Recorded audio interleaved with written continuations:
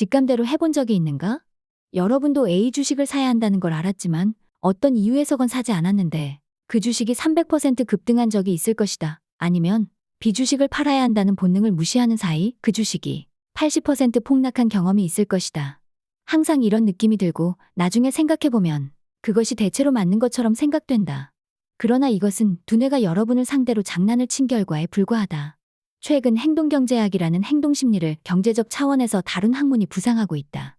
행동경제학은 생존에 유리하도록 진화된 우리의 두뇌가 심각한 투자 실수를 초래하는 이유를 연구한다. 내가 2006년에 쓴 세계의 질문으로 주식시장을 이기다를 비롯하여 이 문제를 다룬 수많은 책들이 나왔으며 앞으로도 계속 나올 것이다. 선택적 기억과 편향들의 농간. 우리의 뇌는 기본적으로 우리 자신을 다소 속여서 주식시장처럼 반직관적인 문제를 해결하기 어렵게 만든다. 대표적인 속임수는 직감을 믿어야 한다는 인식이다. 우선 A 주식이 그렇게 많이 상승할지 당신이 정말로 알고 있었는지 묻고 싶다. 아니면 막연히 그럴 것 같다고 느꼈는데 상승한 후에 뒤늦게 상승을 확신했던 것처럼 오해한 것은 아닌가? 보통 그러기 마련이다. 혹시 어떤 사건의 결과를 알고 난 후 마치 처음부터 그 일의 결과가 그렇게 될 것이라는 걸 알고 있었던 것처럼 생각하는 사후과잉 확신 편향, 하인사이트 바이스에 빠진 건 아닐지 묻고 싶다. 여러분이 확실히 오를 걸로 직감했던 주식이 A를 포함해서 20개였는데 그중 A만 빼고 모두 하락했을 수 있다. 그러나 여러분은 틀린 주식은 잊어버리고 자신이 천재인 것처럼 우쭐하게 만들어주는 하나의 주식만 기억한다. 이러한 일은 자주 일어나지만 우리 두뇌는 그 사실을 기록하지 않는다. 다수의 투자 뉴스레터들이 우리가 추천했던 6개 종목을 샀다면 엄청난 수익률을 올릴 수 있었을 것이다. 라고 주장하는 것도 이런 식이다. 그들은 추천했던 다른 847개 종목이 하락했다는 사실은 절대 말하지 않는다. 투자자들은 직감을 믿고 대량의 주식을 사는 경향이 있다. 게다가 당장 사지 않으면 안 될 것처럼 느낀다. 직감은 우리 조상들의 생존을 도왔다. 조상들은 맞서 싸울지 도망갈지를 직감으로 파악했다. 숲에서 맹수가 달려들면 조상들은 즉시 도망쳤다.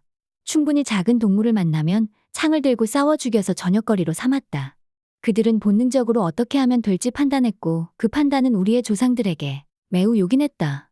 내 예상이 틀릴 때마다 고객들은 항상 내가 틀렸다는 것을 알고 있었다고 말한다. 그러나 그 말은 사실이 아니다. 단지 사후과잉 확신 편향과 선택적 기억에 빠져서 내가 틀렸다는 것을 미리 알고 있었다고 오해한 것뿐이다.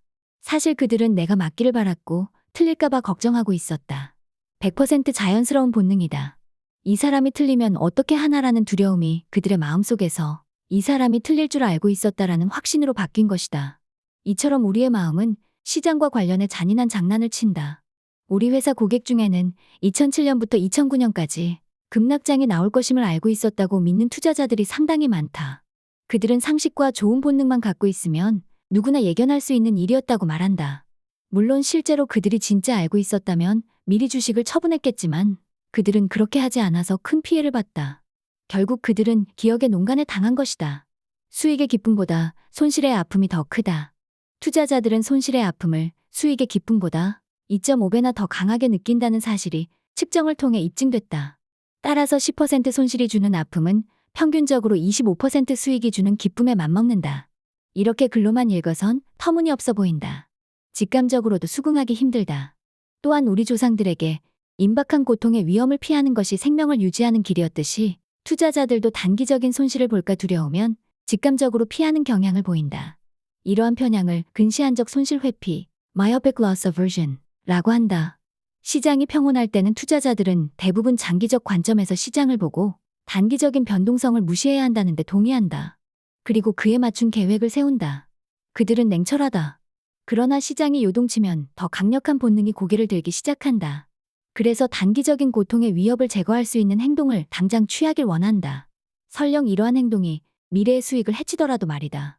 이유는 뭘까? 미래의 수익이 가져다줄 기쁨보다 현재의 손실이 가져올 고통이 훨씬 더 크게 느껴지기 때문이다. 결국 투자자들은 가만히 있지 말고 뭔가 해야겠다는 인식을 명확히 드러낸다. 도망치든 싸우든 해야 한다는 것이다.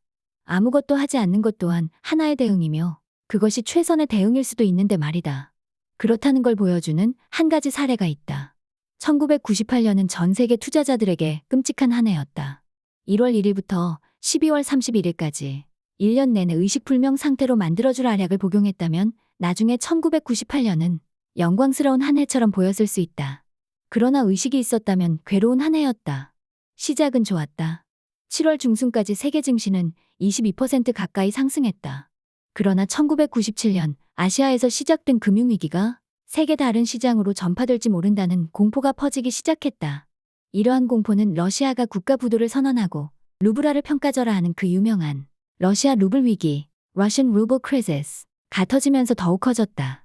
국가 부채를 둘러싼 우려가 서양으로 퍼지면서 과도한 레버리지에 의존하던 미국의 대형 헤지펀드인 롱텀 캐피털 매니지먼트가 파산 위기에 몰렸다.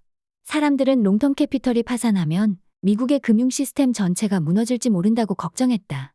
이런 걱정 속에 세계 증시는 불과 11주 만에 20%나 급락했다. 멀미가 날 정도로 급한 조정이었다. 그러나 펀더멘털이 아니라 심리적 요인에 따른 조정은 빠르게 지나가고 심리도 그만큼 빠르게 긍정적으로 변하기 마련이다. 사람들이 재빨리 공포를 이겨내면서 세계 증시는 다시 27% 반등하여 결국 연간 24.3% 상승하며 거래를 마감했다. 직감을 무시하고 버텼던 투자자들은 큰 보상을 누렸다. 반면 공포를 견디지 못해 주식을 처분한 투자자들은 저가의 주식을 매도했을 뿐 아니라 급반등 타이밍에 맞춰 빠르게 환매수하지도 못한 경우가 많았다. 게다가 그들은 거래 수수료와 세금까지 물어야 했다. 안타까운 일이다. 1998년은 세계 증시가 큰 폭으로 상승했다. 물론 실제 증시가 일직선으로 오르지는 않았다. 두 개의 점선은 무서운 폭락과 급반등을 보여준다. 대부분의 투자자들은 폭락의 고통을 2배 이상으로 느낀다.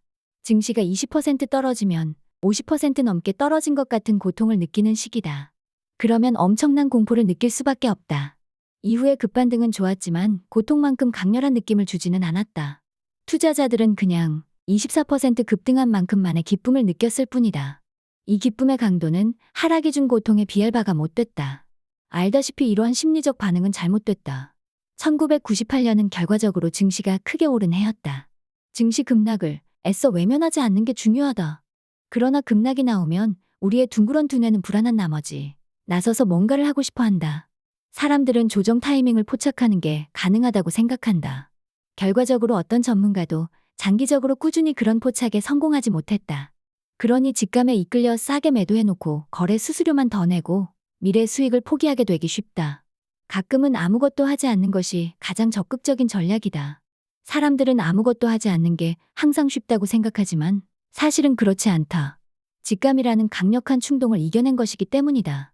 그래서 거기에 대한 보상이 주어지는 것이다. 다음에 직감을 따르고 싶은 유혹을 느낀다면 명심하라. 석기시대 이후 바뀐 게 없는 우리 두뇌는 신체적 위험에 대한 대응에는 소질이 있을지 모르지만 형편없는 투자 매니저 역할을 하는 여러분의 투자 직감을 통제하는 것도 똑같은 그 뇌라는 사실을